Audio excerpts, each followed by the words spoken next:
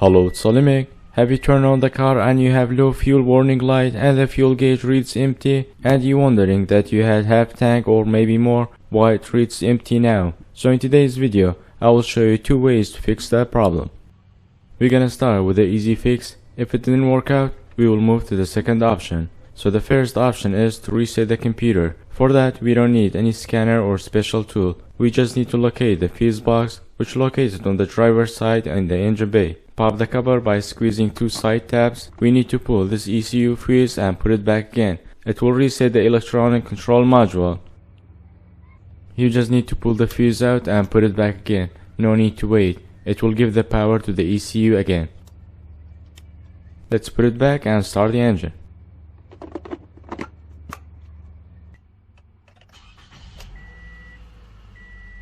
Now we have the gauge working again and showing the correct fuel level, and no more low fuel warning light.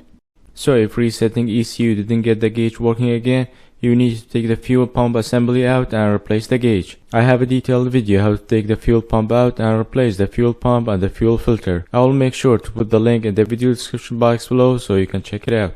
This video will be a complete guide if you want to replace fuel pump and fuel filter. Hope you guys found the video useful and learned something new. If it was, like and subscribe if you haven't already, and I will see you in the next one. Bye for now.